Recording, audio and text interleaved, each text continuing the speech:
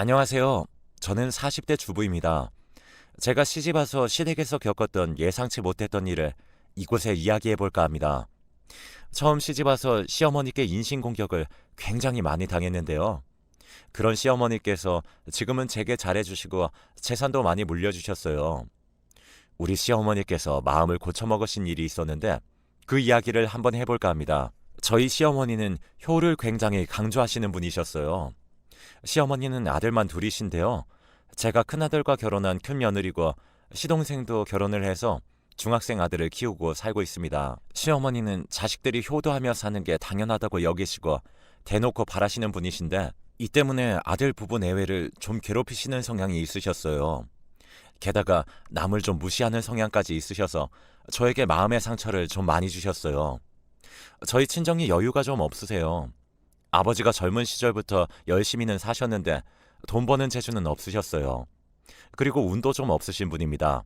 제가 어릴 땐 공장을 다니며 일하셔서 돈을 버시다가 모은 돈으로 사업을 시작하셨는데 사업을 시작한 지 얼마 안 되어서 IMF를 겪으면서 쫄딱 망하셨거든요. 그 후로도 돈 버는 걸로는 운이 안 트셨죠. 너무 힘들게 살 때는 정말 먹을 게 없어서 마지막 남은 라면 하나를 엄마와 나누어 먹은 적도 있습니다. 그때를 빼고는 간신히 엄마랑 저랑 안 굶기고 사는 수준이었어요. 돈이 없다 보니 집 한 채 마련하실 여유도 없으셨죠. 그래서 지금도 월세집과 전세집을 오고 가며 살고 계세요. 제가 결혼할 때까지도 방 2개짜리 저렴한 전세집에서 지내셨습니다. 남편과 결혼을 약속하고 서로의 집안 사정 이야기도 자연스럽게 하게 되었죠. 저희 시어머니도 남편에게 저희 집이 어떻게 사는지 물으셨나 봐요. 저희 집이 남들보다 좀 가난하게 산다는 걸 아신 시어머니는 그때부터 저를 무시하시기 시작했습니다. 결혼을 준비할 때 시어머니께서는 너희 친정 어려운데 예단 같은 거 준비 안 해도 된다. 큰아이네는 집 하나밖에 없으신데 나조차고 이거 해달라 저거 해달라 하면 내 마음도 편치 않을 것 같구나. 서운하긴 한데 어쩌겠니? 우리 아들이 가난한 집 딸이 좋다는데. 넌 시집 올 때 혼수로만 제대로 해서 와라. 라고 하셨어요. 겉으로는 저를 위해주는 척 말씀하시지만 언제나 말 속에는 가시가 있었습니다. 참고로 저희 시부모님들도 엄청 잘 사는 부자는 아니에요.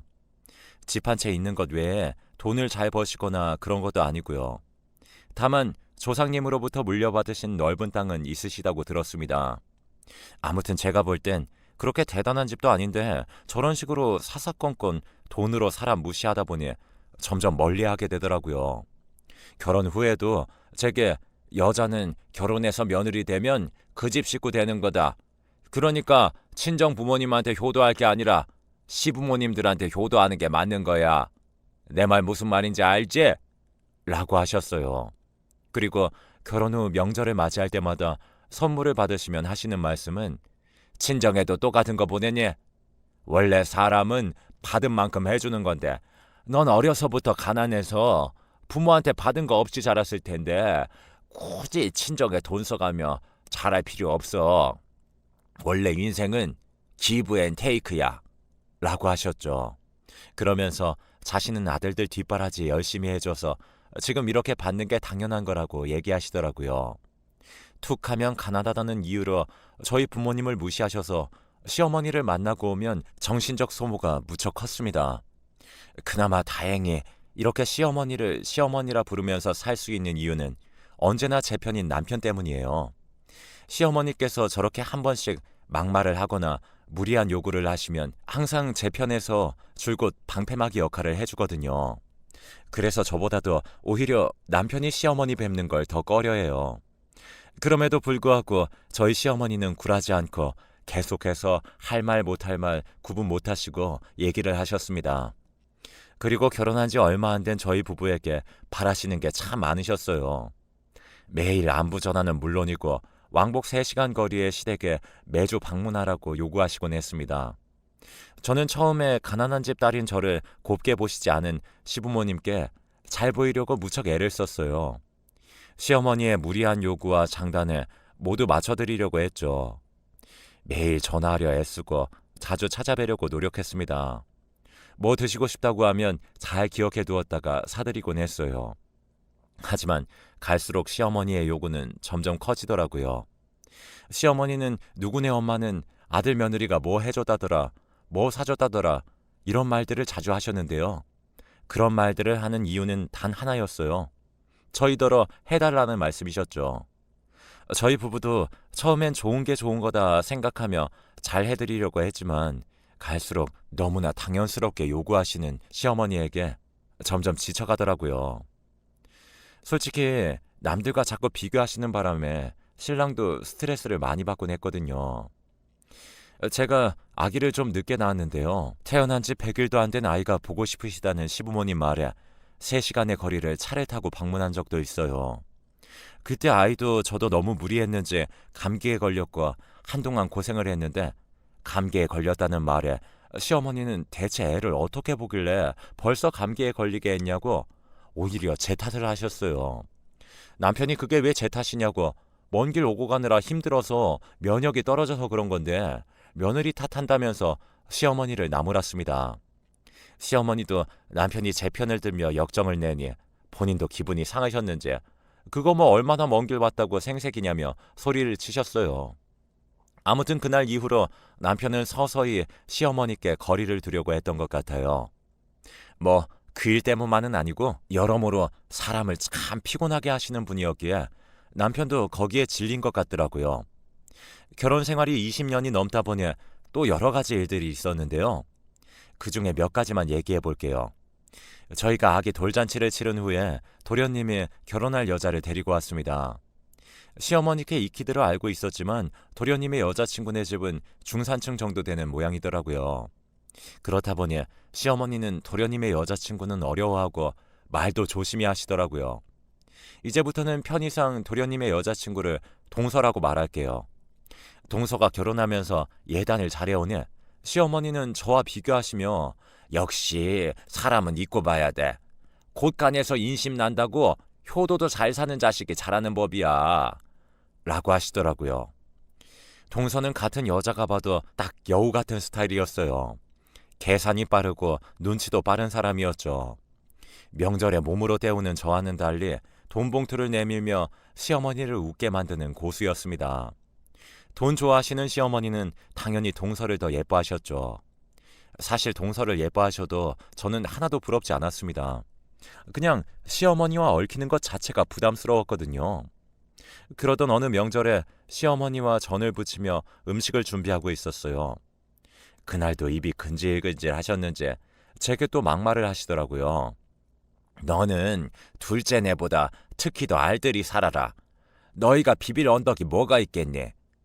둘째는 그래도 친정이 좀 여유가 있어서 그나마 다행인데 너는 네가 아껴야 잘 산다.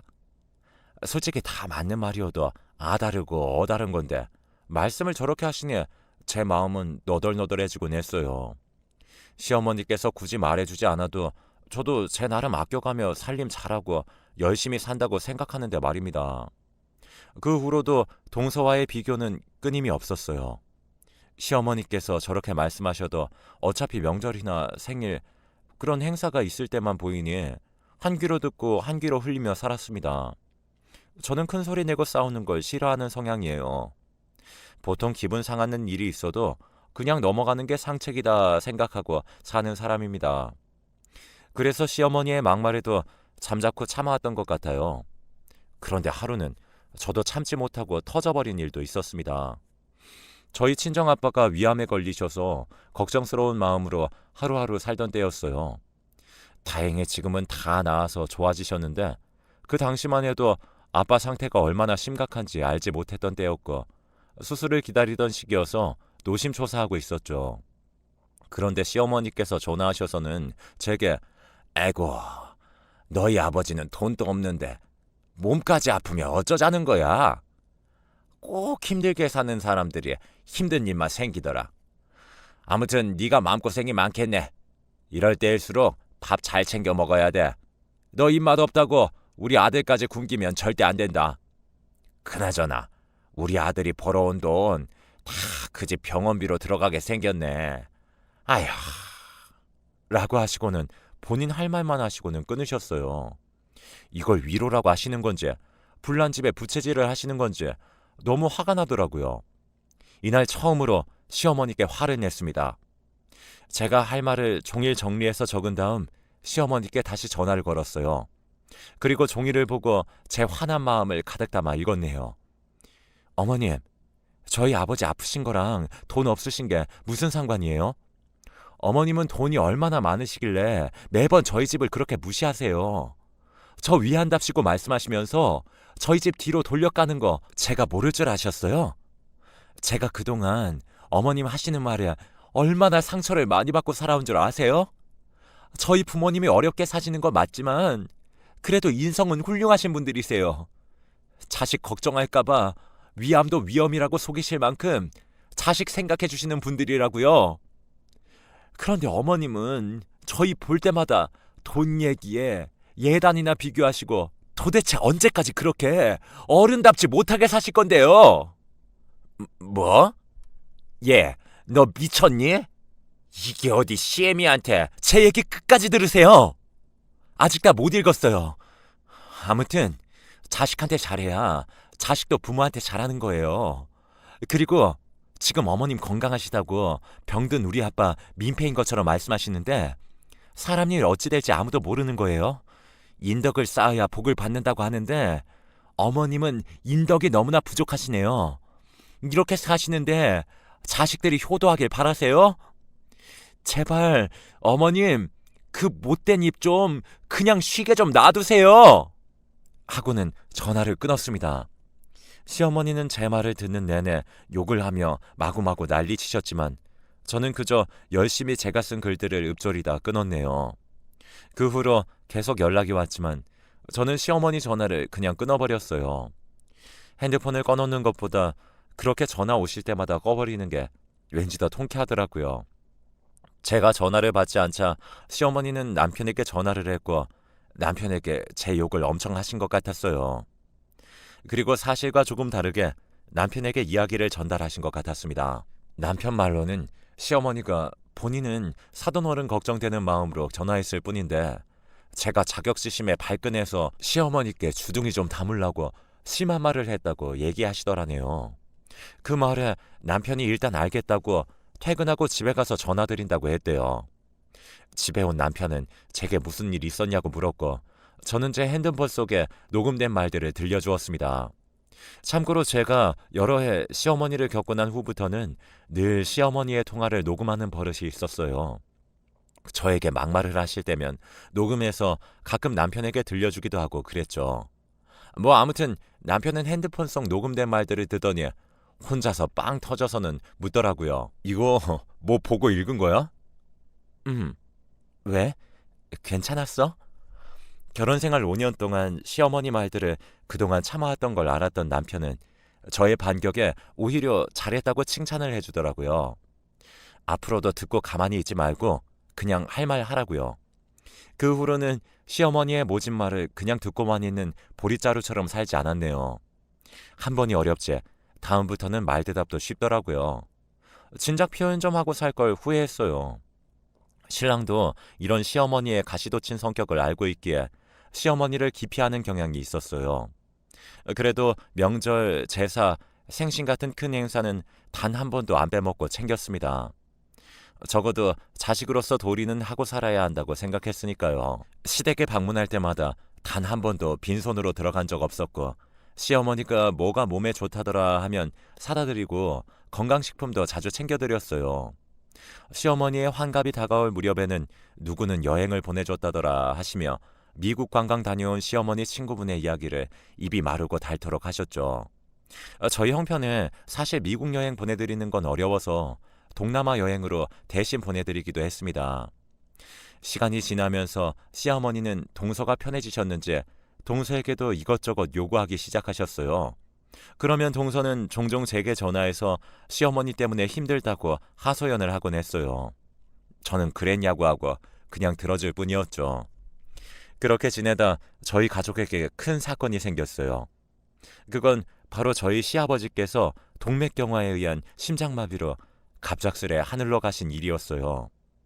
시아버지는 65세에 운명을 다하시고 시어머니를 홀로 남겨두신 채 떠나셨습니다. 시아버지께서 돌아가시면서 시어머니는 큰 상실감에 빠져 무척 힘들어하셨어요.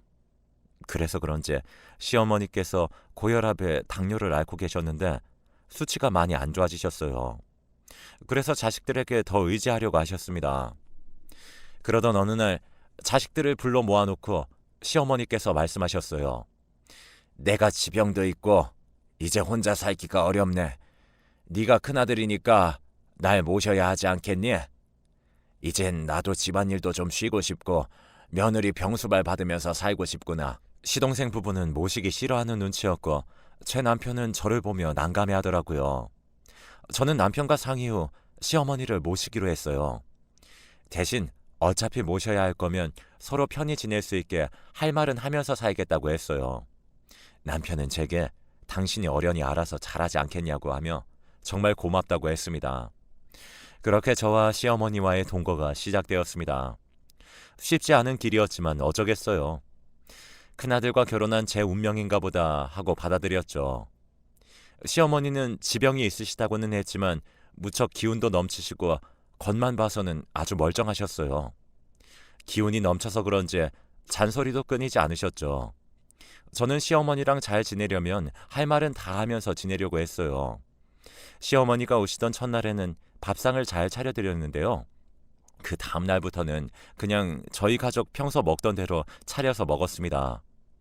역시나 시어머니께서 반찬 투정을 하셨고 저는 시어머니께 당당히 말했습니다. 어머님, 저희 집에 손님으로 오신 거 아니잖아요. 그냥 드세요. 라고 했죠. 그 후에도 몇 번 반찬 투정을 하시면 어머님, 저는 어머님의 개인 요리사가 아니에요. 제가 집에 식재료 상하지 않게 따져가며 밥 차리는 건데 어머님이 드시고 싶은 거 있을 때마다 해드릴 수는 없어요. 정 그렇게 드시고 싶으시면 어머님이 직접 장 받아가 해서 드세요. 대신 다음에 장 볼 땐 어머님이 좋아하시는 거 말씀해 주시면 그걸로 준비할게요. 라고 했습니다. 그리고 집안일도 온전히 저 혼자 하지 않고 어머님께 분담해 드렸습니다. 제가 화장실 청소하는 날엔 어머님께 설거지를 부탁드렸어요. 물론 불평불만 가득하신 얼굴로 설거지를 해주시긴 했지만 그래도 저희 가족 다 같이 잘 지낸다고 생각했습니다. 그런데 시어머니 마음은 또 그게 아니었나 봐요. 동서에게 전화를 해서는 제 흉을 보신다는 사실을 동서를 통해 은연중에 알게 되었습니다. 원래 남 흉보기를 좋아하는 시어머니라서 예상은 했는데 그래도 사실을 확인하니 기분이 상했지만요. 저는 대놓고 시어머니께 어머님, 저희 집에서 지내시는 게 많이 불편하세요? 어머님이랑 하루 이틀 살고 말 것도 아닌데 제가 어떻게 어머님을 손님 대하듯이 매번 챙겨드릴 수가 있겠어요. 어머님도 저희 집에 하루라도 빨리 적응하시는 게 좋지 않을까요? 그리고 어머님이 어떻게 생각하시는지 모르겠지만 제 딴에는 많이 노력하고 있는 거예요. 그러니까 어머님도 좀 더 너그러이 봐주시면 좋겠어요. 그렇게 할 말하면서 살던 어느 날 1년의 시간이 흘렀을 무렵 시어머니께서 짐을 싸서 동서내로 가셨어요. 시아버지 살아생전에 시할아버지로부터 물려받은 땅이 있는데 동서 앞에서 어떤 이야기를 하며 그곳 시세가 얼마나 한다는 등 그런 얘기를 했나 봐요. 그리고 덧붙여서 나 죽으면 모든 재산은 나 잘 모시는 자식한테 주고 갈 거다 라고 하셨대요. 그 말에 동서가 시어머니를 동서내로 모시겠다고 했나 봐요. 시어머니는 동서 말에 옳다구나 하고 얼른 짐을 싸서 나가신 거였죠. 저와 남편은 너무 황당했는데 동서가 모신다니까 그냥 그러려니 했어요. 시어머니는 동서내로 간 이후 며칠간 제게 매일 전화를 해서는 동서내에서 대접받는 자랑을 하셨습니다. 큰애야, 여기서는 내가 아주 대접을 잘 받고 지낸다. 어제는 작은 애가 내가 좋아하는 소갈비찜을 해줬지 뭐니? 이게 얼마 만에 먹어보는 고기인지 너무 맛있어서 잔뜩 먹었더니 오늘은 한 끼도 안 먹어도 살겠구나. 그러니까 내 걱정은 하지 말라고 전화했다. 동서가 잘해준다니 다행이네요. 그런데 어머님, 당뇨 관리하시면서 적당히 드세요. 아무튼 어머님 잘 지내신다니까 저도 마음이 놓여요. 그렇게 매일같이 대접받으시면서 사시니까 좋으시겠어요. 동서 칭찬하는 시어머니의 속내를 제가 왜 모르겠어요. 동서를 칭찬하며 제가 그동안 못해줬다는 얘기를 하시는 거였죠. 그렇게 전화를 끊기를 여러 번 했는데 어느 순간부터는 시어머니의 전화가 뜸해졌습니다. 오히려 동서에게서 전화가 자주 왔죠. 내용인즉슨 힘들어 죽겠다는 이야기였네요. 형님, 형님네 계실 때도 시어머니 저러셨어요? 노인네가 늙어서 먹고 싶은 게 왜 이렇게 많은지 모르겠어요. 어제는 해물찜, 오늘은 갈비찜, 내일은 삼계탕.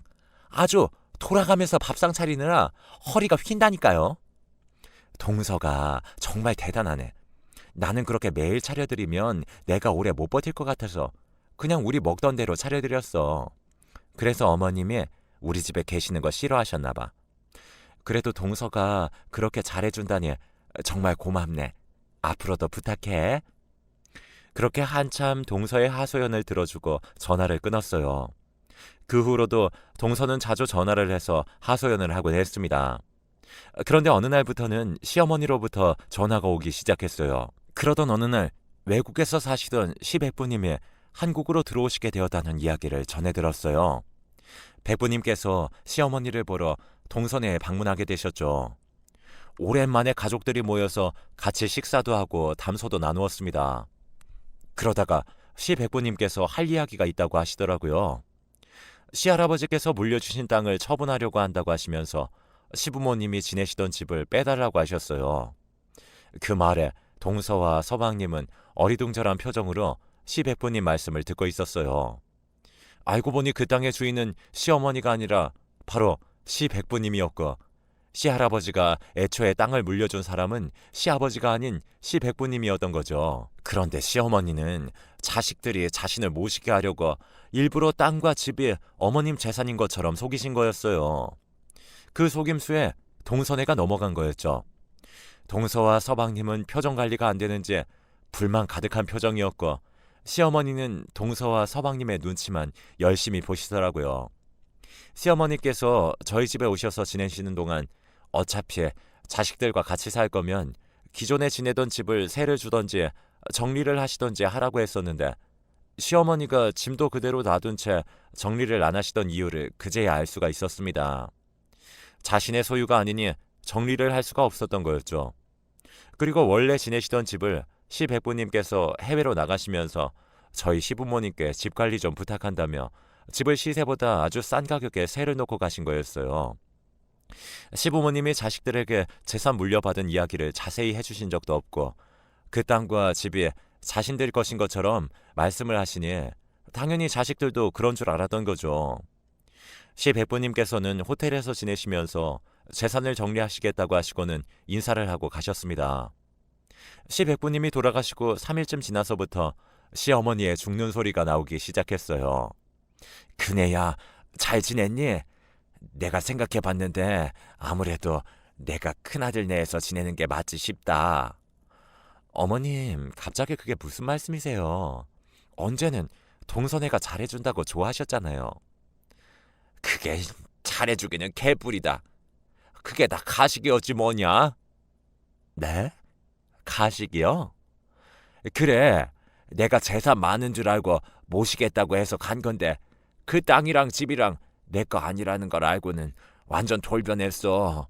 작은 며느리도 나한테 쌀쌀맞게 대하고 작은 아들도 이제 막 나 무시하고 그런다.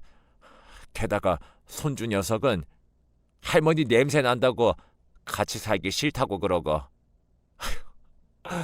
아무튼 내가 생각해봤는데 그래도 너희 집에서 지내는 게 좋을 것 같아서 네가 생각해도 내가 작은 아들 집에서 지내는 것보다 큰 아들 집에서 지내는 게 모양새가 더 낫지 않니?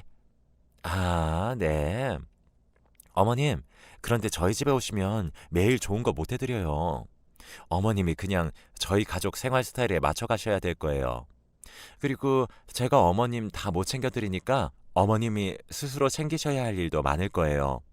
그래도 괜찮으시면 저희 집으로 오세요. 그래, 알았다. 고맙다, 큰애야. 그렇게 다시 시어머니를 모셔오는데 동서는 좋아서 얼굴이 폈더라고요. 동서의 속내가 훤히 보여서 제가 다 씁쓸했네요. 아무튼 그렇게 시어머니와의 동거가 시작되었고 저는 제 스스로가 불편하지 않을 만큼만 어머님을 대해드렸습니다. 가끔은 말다툼도 하고 서로에게 잔소리도 해가며 그렇게 서로 맞추어가며 살았어요. 제 아들은 할머니와 말동무도 해주고 가끔씩 바디로션 같은 선물도 사다 주고 하더라고요. 아들 녀석이 정이 많아서 그런지 할머니랑 곧잘 지냈습니다. 그래서 시어머니도 제 아들을 무척 예뻐하셨어요. 그렇게 지낸 세월이 8년이었죠. 시어머니는 점점 쇠약해지셨고 예전만큼 기운도 없으셔서 그런지 잔소리도 많이 들으셨어요. 그러던 어느 날 잠깐 외출을 하고 집에 돌아왔는데 시어머니께서 거실 바닥에 쓰러져 계신 겁니다. 저는 너무 놀라 구급차를 불러 병원으로 갔어요. 시어머니는 뇌졸중으로 쓰러졌고 급하게 수술을 받으셨습니다.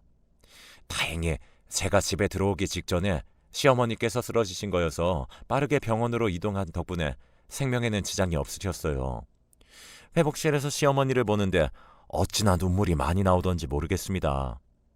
함께한 세월이 길다 보니 그동안 미운 정, 고운 정이 다 들어버렸나 봐요. 저한테 못되게 구셨어도 시어머니께서 돌아가실 뻔했다고 생각하니 마음이 너무 아팠습니다. 시어머니는 어느새 깨어나 울고 있는 저를 보시고는 제 손을 잡아주시더라고요. 그 후로 시어머니는 약간의 마비 증상이 와서 재활치료를 받으셨어요. 제가 차로 매일 모셔다 드리며 치료를 이어갔죠. 시간이 지나면서 어머님은 다시 일상생활이 가능하실 만큼 몸이 좋아지셨어요. 그 후로 제가 외출할 때면 종종 어머님께 전화를 해서 잘 계신지 확인하게 되더라고요.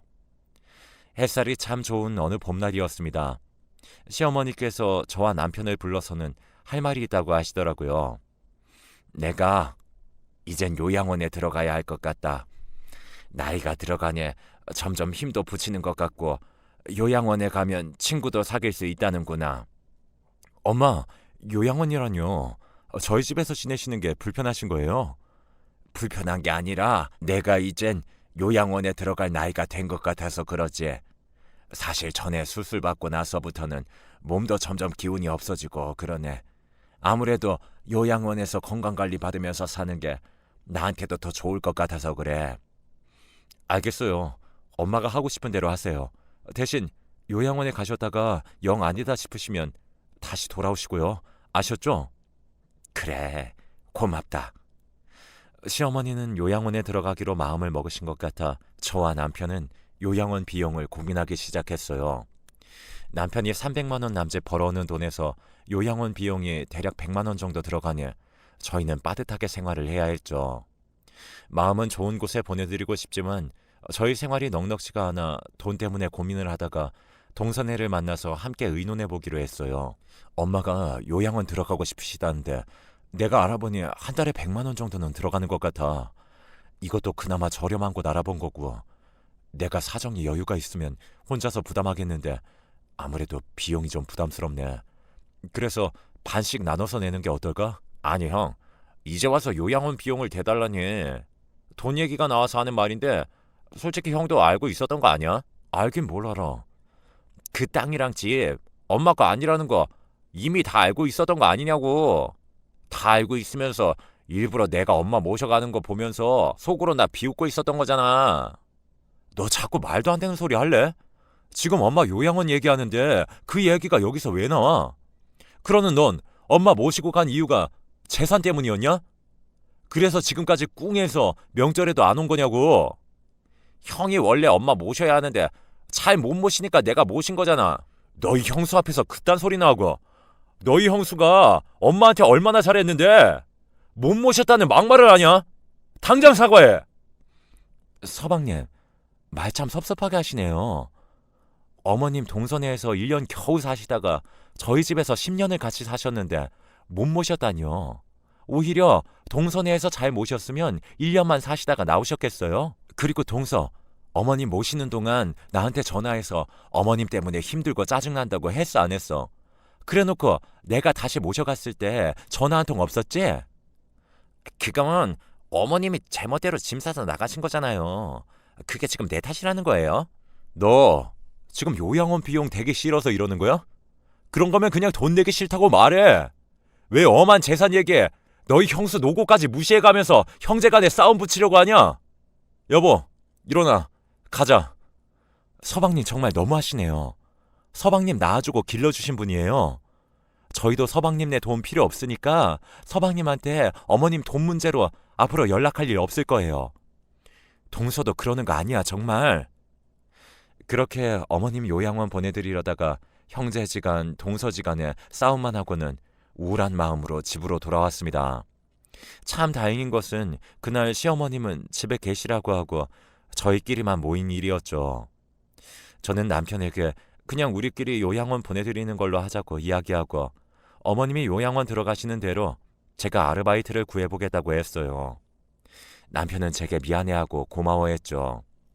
그런데 그때 저희 시어머니께서 저희 방문을 열고 들어오시더니 지금 무슨 얘기를 하는 거냐고 하시더라고요.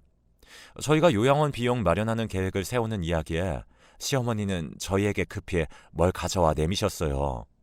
그건 다름 아닌 세월의 흔적이 묻어있는 통장이었습니다. 돈을 왜 너희들이 구하니?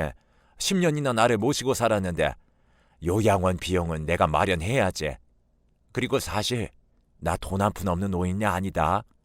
이 통장도 네 시할아버지한테 물려받은 재산에 우리 부부가 그동안 아끼고 모아서 쌓아놓은 재산이야. 내가 능구렁이처럼 딱 물려받은 것처럼 허세 부려서 자식들이 나 모시게 하려고 했던 건데 어쩌다 보니 아주버님이 땅 팔러 한국 들어오시는 바람에 다 들통난 거지 뭐니. 그때만 생각하면 지금도 얼굴이 화끈하다. 뭐 그 덕분에 누가 진짜 착한 자식인지는 알겠더구나. 이제 이 돈으로 내 요양원 비용 내고 남은 돈은 너희들이 가져가라. 내가 살면 얼마나 살겠니? 인생사 다 공수래 공수거다. 그동안 내가 너한테 한 맺히게 한 게 있거든. 모두 다 잊어주렴. 어머님은 그렇게 통장과 도장을 저희에게 주시고는 방으로 돌아가셨어요. 남편과 저는 통장의 액수를 보고 너무 깜짝 놀랐습니다. 그 땅과 집, 재산만큼은 아니었지만 그래도 무척 많은 돈들이 들어있었어요. 시어머니는 며칠 후 저희 부부와 저희 아이에게 나누어 증여를 해주시고 나머지 금액은 모두 요양원 비용으로 남겨주셨어요. 어머님은 저희가 처음에 알아본 곳보다는 조금 더 좋은 요양원으로 모셨고 지금은 매주 어머님이 계신 곳에 방문하며 맛있는 것들을 싸가곤 해요. 시어머니는 그곳에서 친구들도 사귀셨다며 아직까지는 즐겁게 지내고 계신다고 합니다. 동선이한테 요양원 위치를 알려주고 가끔씩 찾아뵈라고 했는데 딱 한 번 와보고는 지금까지 안 찾아온다고 하네요. 돈 때문에 시어머니를 모시려던 동서가 시어머니가 돈이 없다는 걸 알고 시어머니를 내팽개쳤는데 알고 보니 알부자였고 결국 그걸 돈 욕심 없는 시어머니를 모시던 저희가 받게 된 거였죠. 어찌됐든 마음은 곱게 써야 하나 봅니다. 한결같이 살다 보니 구박만 받던 제가 시어머니께 재산을 물려받는 일도 생기네요. 착하게 살면 복이 온다더니 사실인가 봅니다. 부디 우리 시어머님 오래오래 건강하게 사셨으면 좋겠네요. 여러분들도 건강 잘 챙기시면서 행복한 생활 하시길 바랍니다. 제 이야기는 여기까지입니다.